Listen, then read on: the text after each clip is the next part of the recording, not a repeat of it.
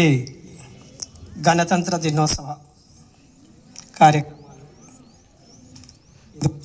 మనము principal sir అధ్యక్షతన నిర్వహించడం జరుగుతుంది. అదేవిధంగా ప్రిన్సిపల్ సార్కు నాతో స్టాఫ్ మెంబర్స్కి ఈ 77వ గణతంత్ర దినోత్సవ శుభాకాంక్షలు తెలియజేస్తున్నాను. ఈరోజు జెండా పండుగ జరుగుతుంది.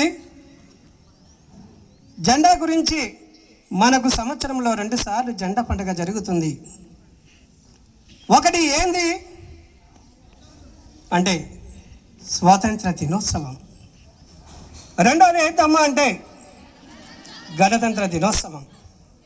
స్వాతంత్ర దినోత్సవానికి గణతంత్ర దినోత్సవానికి మధ్య భేదం ఏంటి, వ్యత్యాసం ఏంటి? మళ్ళీ ప్రతి స్టూడెంట్ ఈరోజు తెలుసుకోవాల్సిన అవసరం మనకి ఎంతో ఉంది. స్వాతంత్రం సిద్ధించడానికి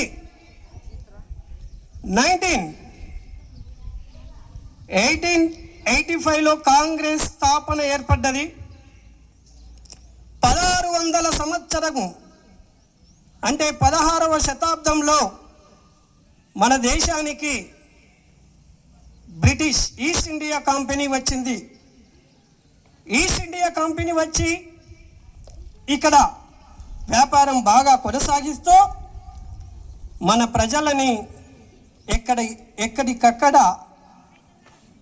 లేకుండా చేసింది. ఈ బ్రిటిష్ ప్రభుత్వం వచ్చి 200 సంవత్సరాలు అయినా మనం మాత్రం మేల్కొనలేకపోయినాం, పెద్దగా ఎదగలేకపోయాం. మళ్ళీ 1929, 1930 లాహోర్ సమావేశం ఏర్పాటు చేయడం జరిగింది. ఆ లాహోర్ సమావేశంలో మహాత్మా గాంధీ గారు పూర్ణ స్వరాజ్యం కావాలి మన దేశానికి అని శాంతియుత పద్ధతిలో మహాత్మా గాంధీ గారు స్వాతంత్ర ఉద్యమం చేశారు. తర్వాత ఉప్పు సత్యాగ్రహ ఉద్యమం, ఇలా 1942 క్విట్ ఇండియా ఉద్యమం, అప్పటి నుంచి మొదలుకొని మన దేశానికి చేసిన త్యాగమూర్తులు ఎందరో నేలకొరిగారు. అదేవిధంగా చెప్పాలనుకున్న వాళ్ళు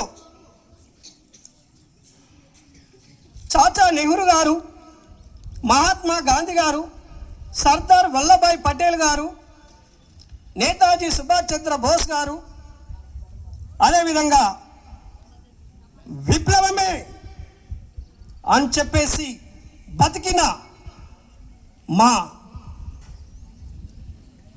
అమరులకి జోహార్ తెలియజేస్తున్నా. ఆ జోహార్లు ఎవరికి ఇస్తున్నామంటే భగత్ సింగ్ గారు, గురుదేవ్ గారు, సుఖదేవ్ గారు, ఆజాద్ చంద్రశేఖర్ వందే మాత్రం అన్నాడు 14 ఇయర్స్లే. వందే మాత్రం అంటున్నావు, నీ సంగతి ఏంటి అని చెప్పేసి అప్పుడప్పుడు తీసుకుపోయి జైలు పెట్టారు. కానీ జైలు పైన కూడా అతను వందే మాత్రం అన్నాడు. ఎక్కడ కూడా వెనక్కి పోలేదు.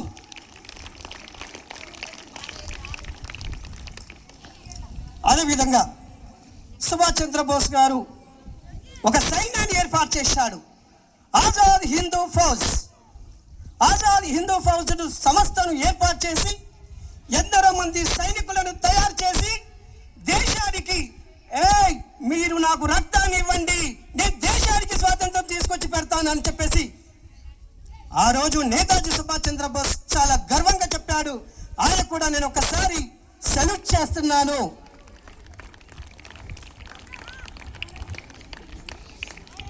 అదేవిధంగా భగత్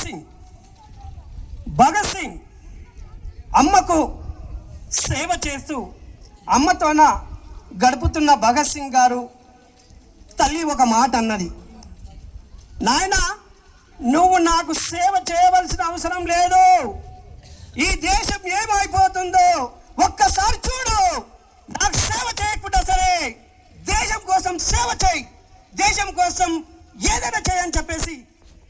తన తల్లి భగత్ సింగ్ గారికి హితోపదేశం చేశారు. అదేవిధంగా చాలామంది జై జవాన్ జై కిసాన్, జై జవాన్ జై కిసాన్ అని నినాదాలతోటి విదేశీ వస్త్ర బహిష్కరణ ఇలా అనేక రకాలుగా త్యాగమూర్తులందరూ స్వాతంత్ర ఉద్యమంలో ఫ్రీడమ్ ఫైటర్గా చేసి లాస్ట్కు 1947 ఆగస్టు 15 అర్ధరాత్రి మన దేశానికి స్వాతంత్రం తీసుకురావడం జరిగింది. అన్ని రోజులు డచ్ వారు, పోర్చుగీస్ వారు, బ్రిటిష్ వారు ఇలా అనేక దేశస్తులు మన దేశాన్ని పరిపాలిస్తూ మనల్ని ఏం లేకుండా చేసి మొత్తం దోచుకుపోతూ ఉన్నప్పుడు ఆ రోజు త్యాగం చేసి స్వాతంత్రం తెచ్చుకున్నాం. ఇది స్వాతంత్ర దినోత్సవం. అదేవిధంగా గణతంత్ర దినోత్సవం 1946 నవంబర్ 26, తర్వాత 1949 నవంబర్ 26. ఆ రోజు మనకు ఒక పెద్ద భారత రాజ్యాంగాన్ని లిఖించబడింది. ఈ భారత రాజ్యాంగం రాసేటప్పుడు రాజ్యాంగ పరిషత్ ప్రెసిడెంట్గా బాబు రాజేంద్ర ప్రసాద్ను తీసుకోవడం జరిగింది. దాంట్లో మళ్ళీ డ్రాఫ్ట్ కమిటీ, ఆ డ్రాఫ్ట్ కమిటీలో బాబాసాహెబ్ అంబేద్కర్ ప్రెసిడెంట్గా ఉంటూ, అదేవిధంగా ఆస్ట్రేలియా, అమెరికా, కెనడా, జపాన్ ఇలా అనేక రకాల యొక్క రాజ్యాంగాలను చదివి బాబాసాహెబ్ అంబేద్కర్ నిద్రలేని రాత్రులు గడిపాడు. ఎందుకోసం గడిపాడు? మళ్ళీ ఆయన త్యాగం చాలా గొప్పదని నేను సభాముఖంగా తెలియజేస్తున్నాను. ఎందుకంటే ఈరోజు బాబాసాహెబ్ అంబేద్కర్ గారు ఆ డ్రాఫ్ట్ కమిటీలో 7 మందిని నియమించిన 7 మంది అప్పటి వరకు ఉండలేకపోయారు. కొందరు ఏదో అనారోగ్య సమస్యల వల్ల, కొందరు మరణించడం వల్ల ఆ డ్రాఫ్ట్ కమిటీ మధ్యలోనే డిస్టర్బ్ కాలేదు. కానీ బాబాసాహెబ్ అంబేద్కర్ అవన్నీ భుజాన వేసుకొని అంబేద్కర్ చాలా చక్కటైన రాజ్యాంగాన్ని, పెద్ద రాజ్యాంగాన్ని మనకిచ్చాడు. ఈ రాజ్యాంగంలో పొందుపరిచిన అంశాలు ఏంటివి అంటవా? ప్రాథమిక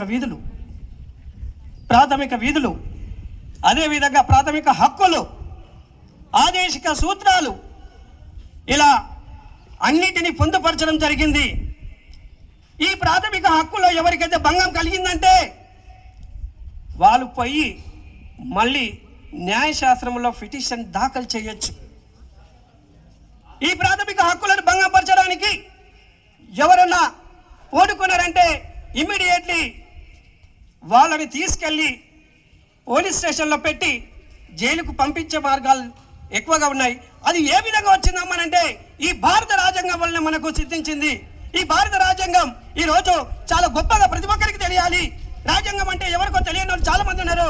కానీ రాజ్యాంగంలో పొందుపరిచిన హక్కులు కానీ, విధులు కానీ, ఆదేశిక సూత్రాలు కానీ ప్రతి ఒక్కరు తెలుసుకోవాలని నేను సభాముఖంగా తెలియజేస్తున్నాను. అదేవిధంగా మనము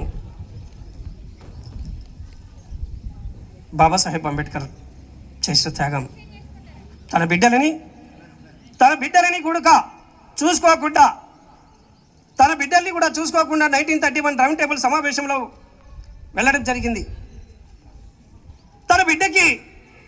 తన బిడ్డకు పానం బాగలేకున్నా అసలు ఆ బాబాసాహెబ్ అంబేద్కర్ రౌండ్ టేబుల్ సమావేశంలో పాల్గొనడం జరిగింది.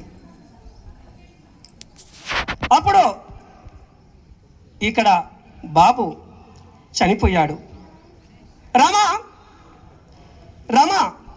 నువ్వు బాధపడకు, నేను ఇక్కడ సమావేశంలో రేపు భవిష్యత్తుకు పనికొచ్చే వాళ్ళ కోసం నేను ఎంతో త్యాగం చేస్తున్నాను. పిల్లగాడు చనిపోతే నువ్వు దానం చెయ్యి అని చెప్పేశాడు బాబాసాహెబ్ అంబేద్కర్ గారు.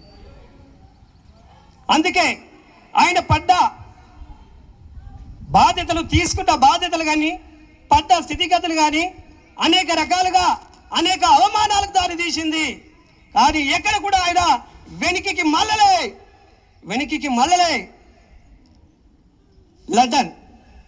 లండన్లో ఒక పెద్ద లైబ్రరీ ఉంది. మరి లండన్లో ఒక పెద్ద లైబ్రరీ ఉంటే ఆ లైబ్రరీలో కూర్చొని బాబాసాహెబ్ అంబేద్కర్ ప్రతి బుక్కును చదవడం జరిగింది. ఆయన చదివిన ప్రతి బుక్కులో ప్రతి ఒక్కటి మైండ్లో సెట్ చేసుకున్నాడు. Knowledge of symbol Babasaheb Ambedkar గారు. అందుకే మనము బాబాసాహెబ్ అంబేద్కర్ గురించి ఈ గణతంత్ర దినోత్సవానికి ఉన్న సంబంధం మన పిల్లలందరూ తెలుసుకుంటూ ముందరికి పోవాలని ఆశిస్తున్నాను. ఓకే.